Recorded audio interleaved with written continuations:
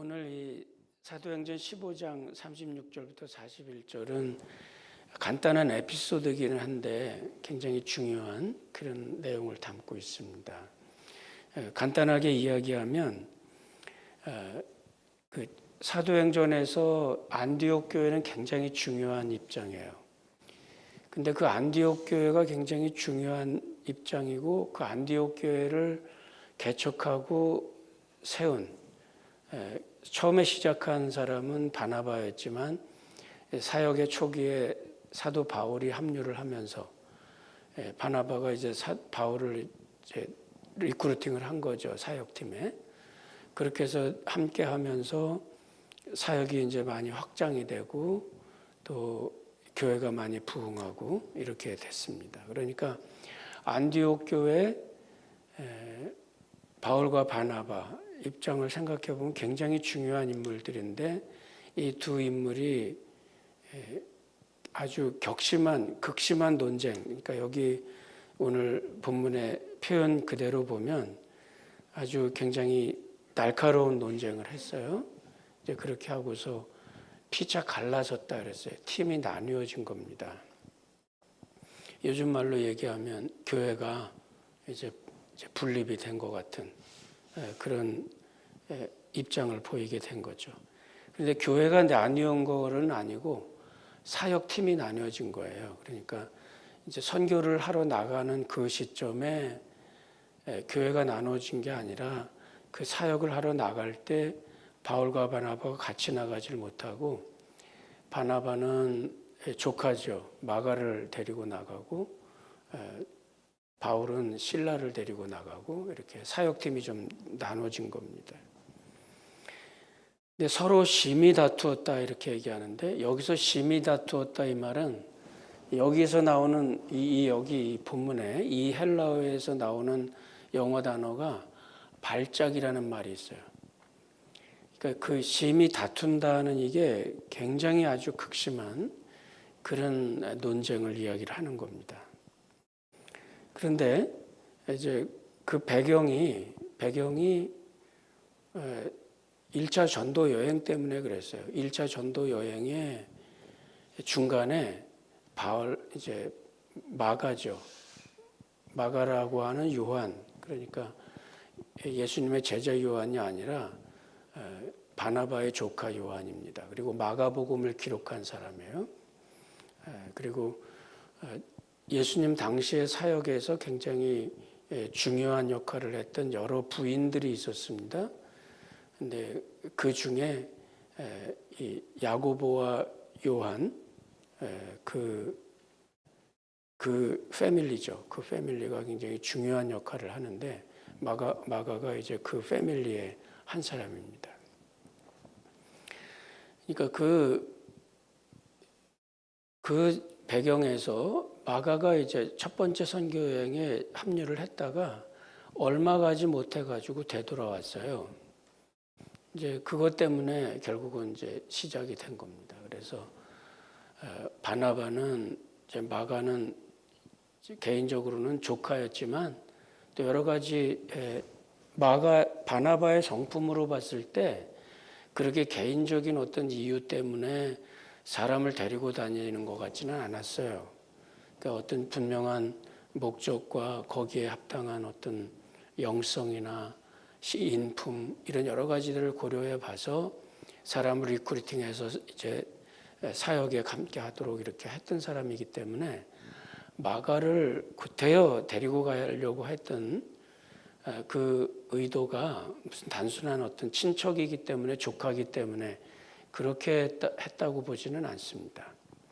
그렇지만 바나바는 마가를 데리고 가려고 했고 이제 마가는 그 1차 선교 여행 때 그러니까 사도 바울 같은 경우에 거기에 대해서 굉장히 좋지 않은 기억을 갖고 있는 거죠. 그러니까 바람직한 어떤 모습으로 사역팀을 떠난 건 아니었어요. 그러니까 별로 이렇게 그러니까 쉽게 말하면 마가는 귀한 집에서 자란 금수저 같은 잘 사는 집에서 잘 자란 그래서 별 고생하지 않은 근데 그런 청년이 뭐 나이가 들은 것도 아니고 이렇게 젊은 시기에 삼촌이 이제 선교여행하는데 같이 가자 이렇게 해서 따라 나섰는데 이게 보통 고생이 아니거든요.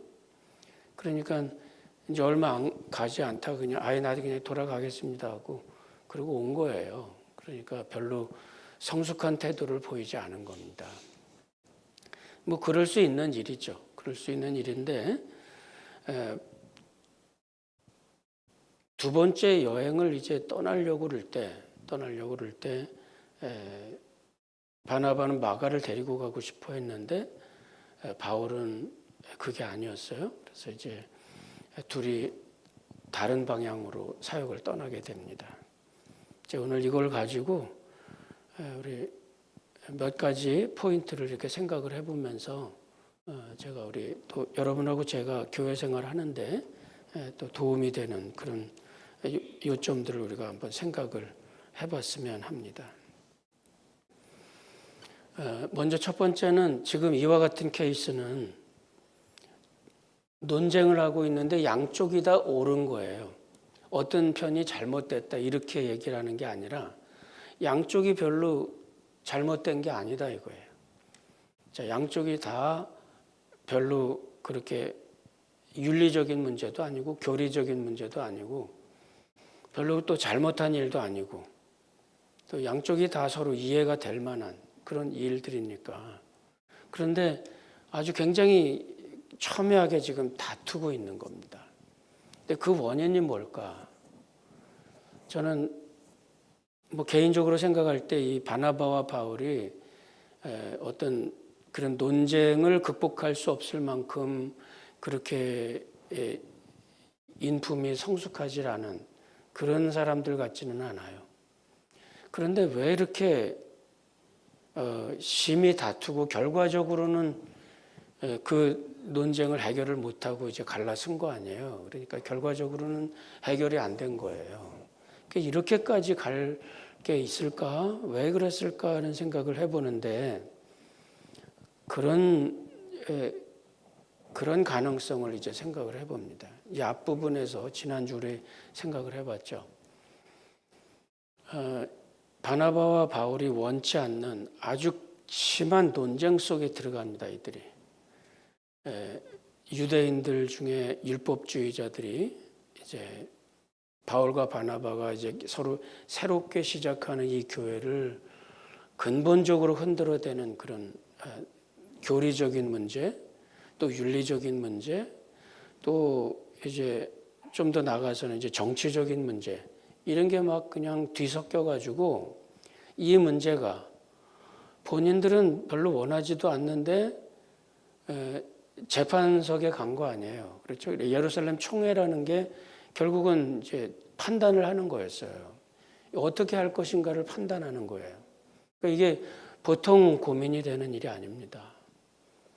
그러니까 이제 뭐 저도 이렇게 길지 않은 사역의 경험이지만 내가 잘못한 일도 아닌데 누구한테 불려가서 판단을 받는다. 이게 굉장히 불쾌한 일이에요. 그리고 이제 굉장히 속상하고 어려운 일입니다.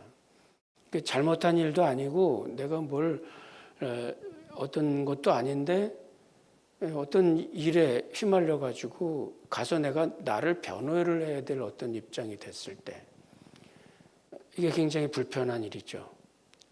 바울과 바나바도 마찬가지입니다. 초대교회가 시작되고 그 초대교회의 시작에 이미 모든 일이 다 명료하게 끝이 났어요. 그런데 이걸 가지고 총회까지 열어가지고 거기에 가서 변호를 해야 되는 거 아니에요. 그러니까 이게 보통 신경 쓰이고 불편한 일이 아닙니다. 그러니까 이제 거기를 갔다가 왔어요. 여기를 갔다 왔는데 이럴 경우 대개가 아무리 영적으로 충만하고 그래도 이게 생각의 관성 속에 사람이 사로잡힙니다. 그러니까 판단을 하고 비판을 하고 변호를 하고 이런 루틴에 들어가 있었어요. 한동안. 그리고 그걸 위해 준비하고 거기에 컨센트레이트하고 거기에 집중하고. 그러니까 나중에는 이게 옳고 그름을 떠나서 어떤 일이 생기느냐 하면 이 감정적으로 고갈이 돼가지고 아주 첨예하게 반대하고 반대 의견을 듣고 변호를 하고 이게 굉장히 힘든 어떤 그런 이 일들을 진행을 해나가는 거예요. 그러니까 그런 가운데 있다가 그 일이 끝나고 나서도 또 어떤 일이 생겼을 때, 어떤 이슈가 생겼을 때 똑같은 반응이 나옵니다. 심리적으로. 굉장히 어려운, 굉장히 이게 그 사역자들에게 있어서 굉장히 빠지기 쉬운 그런 잘못이 분명합니다. 오늘 여기에 이 바나바와 바울의 모습은 아무리 이렇게 저렇게 뭐 해석을 해서 뭐 훌륭한 점이 이런 점이 있다 뭐 이렇게 얘기를 한다고 할 수도 있겠지만 근본적으로 보면 이거는 두 사람 다 잘못이에요. 좋지 않은 그런 선례를 남긴 겁니다.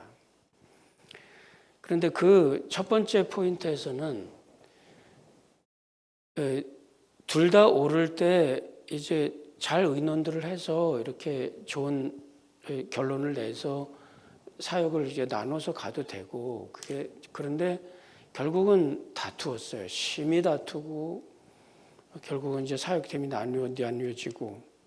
근데 첫 번째 원인은 원치는 않았지만 이전에 있었던 그런 사건들이 굉장히 감정적으로 영적으로 고갈되게 만들어요. 그래서 어떤 때는 어떤 이런 일들을 지나고 나면 뭐라고 그럴까요? 마치 영적인 어떤 심리적인 감성적인 예민함을 잃어버리고 이 사람이 그냥 멍할 때가 있어요. 우울증 약의 증상이 그렇다고 그러대요. 저는 먹어보진 않아서 모르겠는데 그냥 어떤 일이 닥쳐도 그냥 아무런 감정적인 어떤 게 없이 그냥 멍하게 있는 그런 경우가 많아진다고 그래요.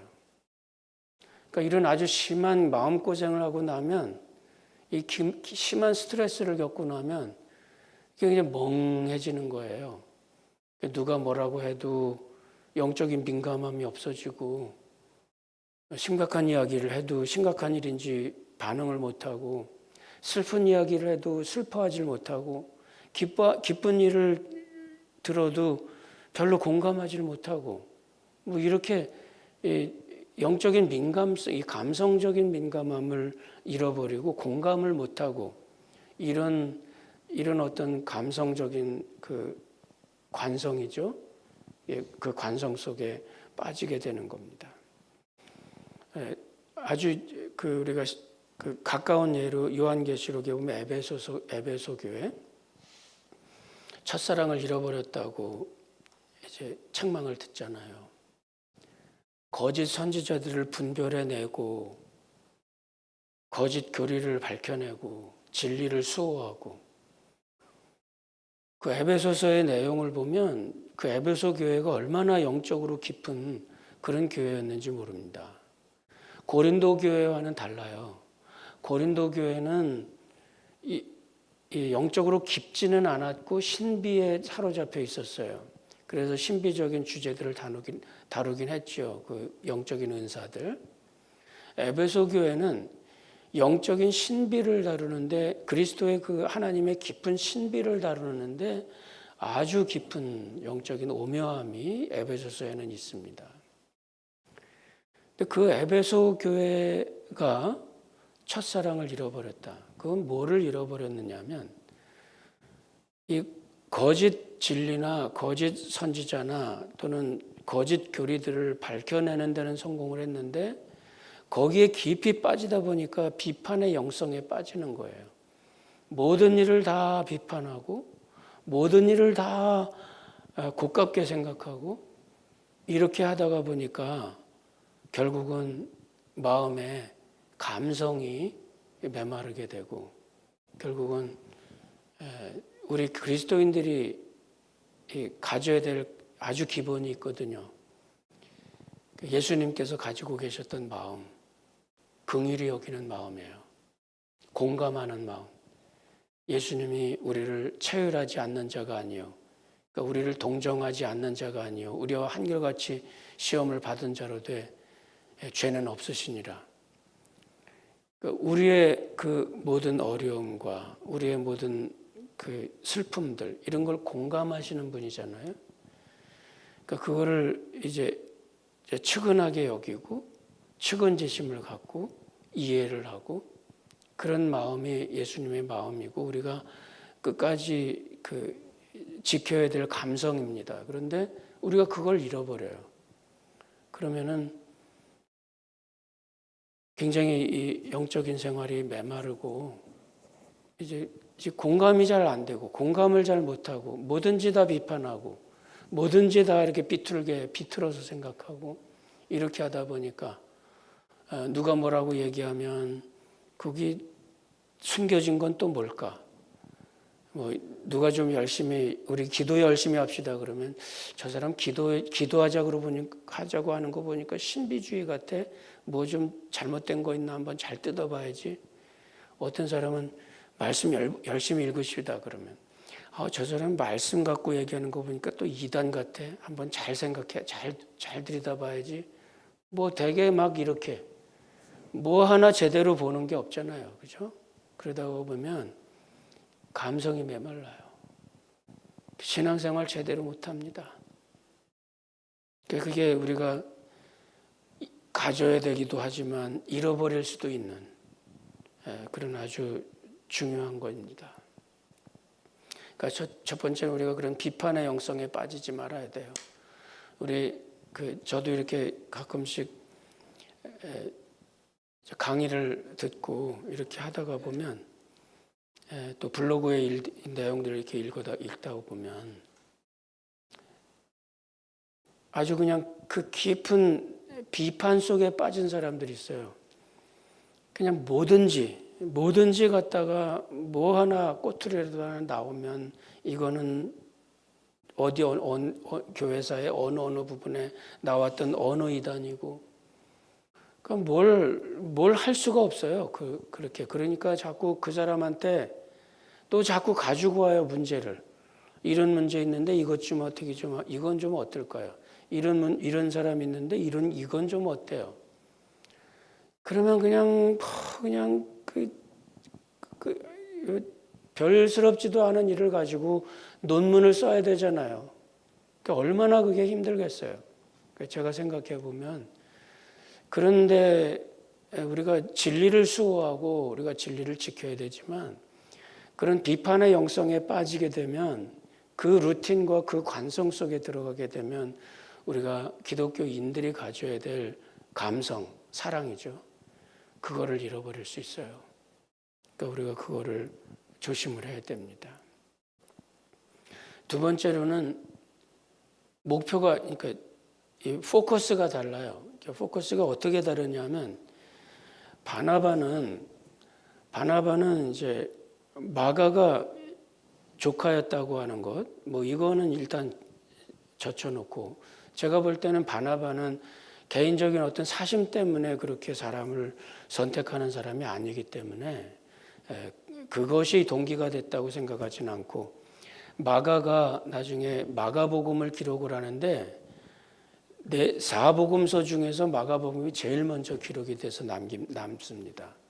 그리고 그 다음에 마태복음과 누가복음이 기록이 되는데 마태복음과 누가가 이 복음서를 기록할 때 마가의 기록을 참고를 해요. 이제 그 증거들이 이제 많이 있습니다. 그러니까 아무런 초대교회 기록이 없을 때 마가가 예수님의 행적에 대해서 기록을 남기거든요. 굉장한 거예요. 여러분 이게 보통 일이 아닙니다. 그러니까 마가가 예수님 살아생전에는 젊은 사람이었어요. 뭐 20대 초반 정도라 볼 수 있을 것 같아요. 그러니까 신앙적인 거에 대해서 그렇게 심각하지 않을 때였어요. 그가 기록했던 모든 거는 대개가 다 그 어머님, 예수님과 아주 가까이 섬기면서 다녔던 그 그룹의 코어 그룹인데 어머님, 삼촌 이런 사람들의 증언들을 들으면서 실제로 본인이 보았던 것 이런 것들을 가지고 기록을 한 거거든요. 그런데 마가복음의 기록이 짧지만은 얼마나 파워풀한지 모릅니다.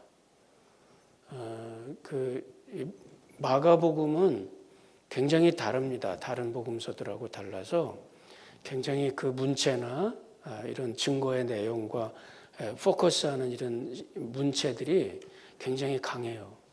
아주 굉장히 좋은 우리의 그 유산이기도 합니다. 그러니까 마가가 기본적으로 그런 소양을 갖고 있었던 사람이었거든요. 그래서 이 바나바 먼저 제가 설명을 드릴게요. 바나바는 적어도 그가 어떻게 생각을 했느냐면 마가가 1차 선교 여행에서 실패를 하고 나왔잖아요. 2차 선교 여행 때 다시 데리고 가고 싶은 게 바나바의 마음이었습니다. 훈련을 시킬 때 실패를 했다고 그래서 한 번 실패했다고 그 다음부터 안 데리고 간다.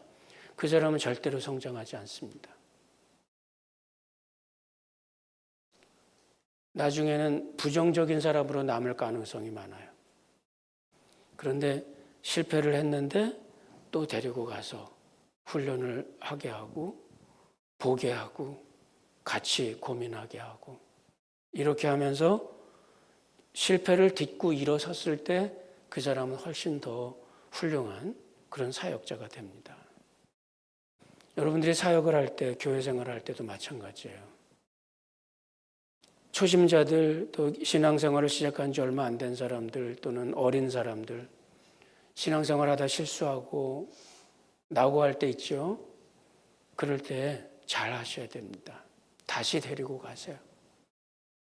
바나바는 팀 멤버를 중요하게 생각합니다. 요즘 말로 얘기하면 이걸 서번트 리더십이라고 그래요.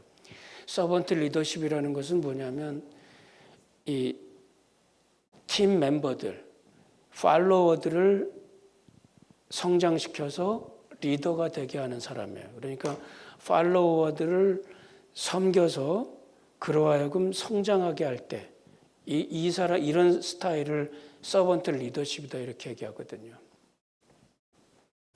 바나바는 바울 같은 경우도 그랬어요. 바울이 예수를 믿고 사실은 핍박하고 돌아다니던 사람이 어느 날 갑자기 예수를 믿었다. 지도자들이 어떻게 그걸 믿겠습니까? 아나니아도 당장 못 믿었잖아요. 성령께서 직접 간섭하지 않았으면 아나니아 그때 사울이었죠. 안 만났습니다. 성령께서 직접 나타나셔서 이렇게 얘기를 하시니까 아나니아가 사울을 만났던 거예요. 그러니까 그렇게 해서 예수를 믿고 바울이 초대교회 지도자를 만나고자 했어요. 이제 성경에 이렇게 기록이 되어 있습니다. 만나고자 했는데 만나지 못했다 그래요. 그러니까 처음에는 그가 이 초대교회 리더십 그룹에 들어가기를 원했었는데 안 됐습니다. 그래서 이제 아라비아 광야에서 나름대로 경건 생활을 오랫동안 하게 되는데 그러고 나서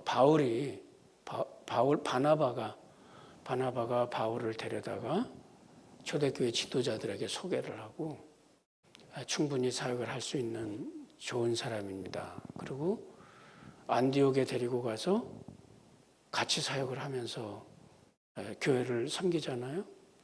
바나바의 캐릭터예요.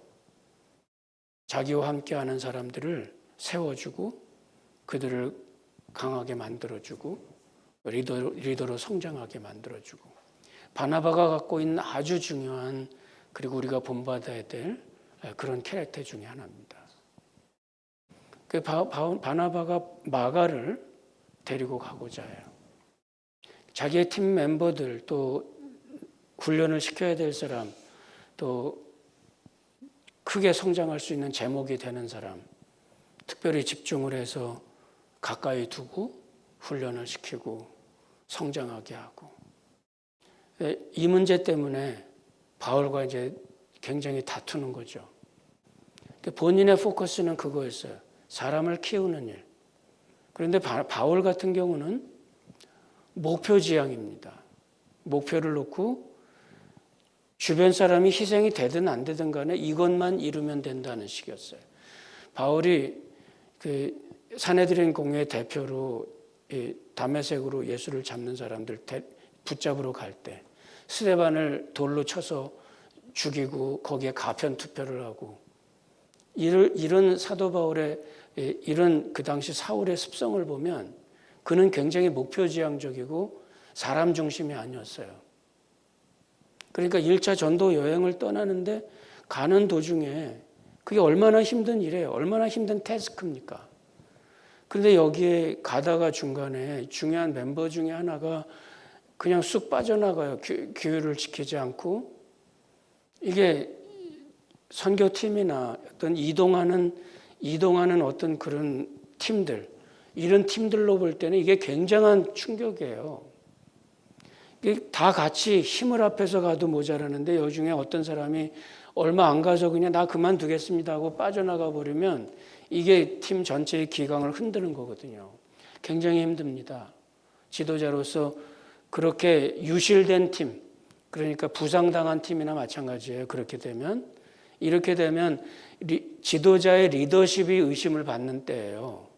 뭐 어떻게 했길래 팀 멤버가 견디질 못하고 나가버리냐, 이렇게 되거든요. 그러니까 그렇게 됐을 때 그 구멍난 팀을 데리고 그 사역을 마치고 돌아와야 되잖아요. 얼마나 힘든 일이에요, 이게. 그 일 자체도, 선교 사역 자체도 힘든 일인데 그게 왜 힘들어요? 경험이 없는 일을 처음 시작하는 거 아니에요. 그렇죠? 교회를 개척하고 거기에 사람을 세워놓고 또 교회를 개척하고 이러면서 다니는 일인데 이게 얼마나 힘든 일인데 이 사역 초기에 그냥 쑥 빠져나갔잖아요. 마가가. 그러니까 이게 굉장히 바울로서는 감당하기 힘든 그런 일이었습니다. 그러니까 나름대로 그가 경건 생활을 하고 묵상을 하고 몇 년 동안 수련을 하고 그렇게 했지만 그 근본적인 그의 가진 그 목표지향적인, 목표 중심적인, 그러니까 그 결과지향적인 그런 성품이 바뀌지 않은 거죠. 그것이 그대로 사역에 이제 드러나게 되잖아요. 그러니까 이게 여기서도 이제 사역의 초기예요. 경험들이 별로 없고 이제 사역을 막 일으켜 가는데 우왕좌왕하고 있는 모습이 여실히 드러나는 겁니다. 지금 여기 이 모습에서. 나중에는 이게 바뀌잖아요. 나중엔 바뀝니다. 나중에 사도 바울의 편지에서 마가를 데리고 와라. 그가 나의 일에 유익하다. 나중에 이제 모든 일이 이렇게 시간이 지나면서 성숙하게 되고 나서 겨우 이제 나중에 알게 되는 거예요. 지금은 눈에 안 보이는 거예요. 목표가 있고 이제 두 번째 여행을 떠나야 되는데 그런데 이런 사람이 있으면 안 돼. 우리 교회도 마찬가지입니다. 교회도 비슷한 유형의 지도자들이 언제나 있어요.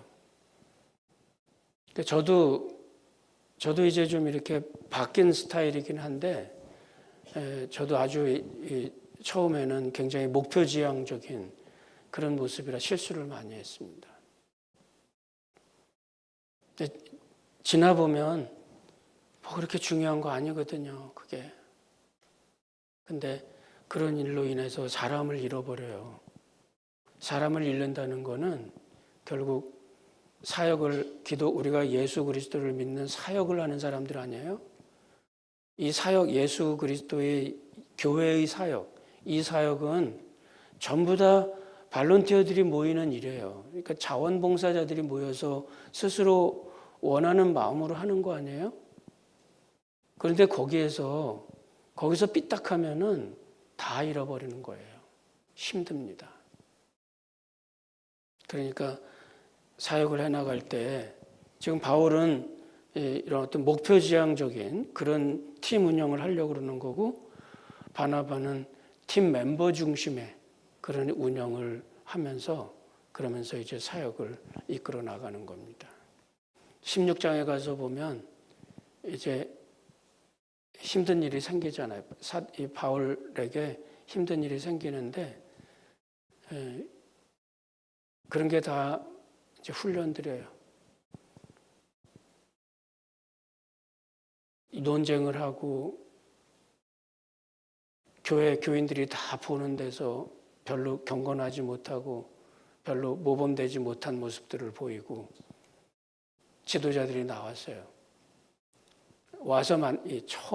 나와서 처음 선교 여행을 시작하면서 만나는 일이 정말 어려운 일들을 만나는 거예요. 16장에 가서 보면 이제 빌립보 감옥에 갇히죠. 매를 맞고 누명을 쓰고. 근데 얼마나 이 마음이 힘들었을까. 이제 그때 가서 우리 생각을 해봅시다. 그러나 지금 이때 서로 심의 다투 피차 갈라서니.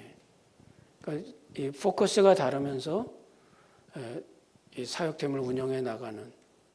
그러면서 이제 바나바는 마가를 데리고 배를 타고 구브로로 키프로스 섬으로 바로 들어가고 바울과 실라는 이제 육로를 통해서 이렇게 이제 해변을 따라서 이렇게 다시 처음 사역했던 곳으로 다시 올라가거든요.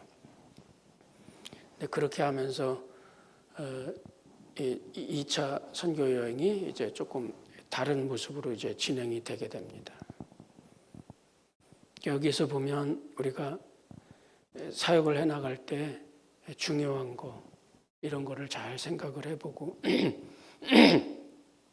결정이 어려울 때 그럴 때는 그저 조금 보류해 보는 것도 좋은 방법입니다. 그냥 서두르지 말고 따라올 때까지 기다려야 돼요. 뭐 지금 교회가 그냥 부흥하고 바쁜데 뭐 못하는 사람 할 수 없죠. 그렇게 할 수도 있죠. 그렇게 할 수도 있는데 또 조금 속도를 늦춰서 좀 다 합류해가지고 그렇게 할 수 있게 되면 그러면 좀 더 편안하고 교회가 좀 더 편안하고 그러면서 서로 자기 페이스를 찾아가면서 그렇게 하면서 할 수 있도록 그런 이야기가 있어요. 기러기 있죠. 기러기가 왜 굉장히 먼 길을 날아가잖아요. 그런데 기러기가 날아가다가 날개 부상을 입은 기러기들이 중간에 이제 낙오를 하고 이제 같이 올라가질 못합니다. 그러니까 메인 그 조류에 합류하지 못하는 거죠. 근데 그럴 때 한 기러기가 이제 낙오를 하고 떨어지면 두 마리의 기러기가 꼭 같이 내립니다.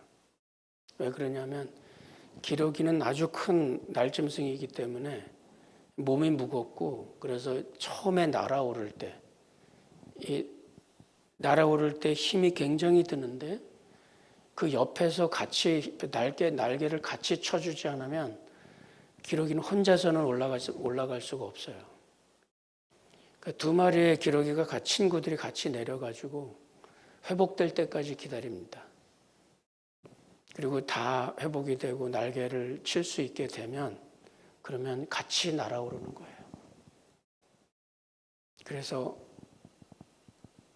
병든 친구를 가운데 두고 더 날개를 힘차게 쳐서 올라갈 수 있게 해주는 거죠.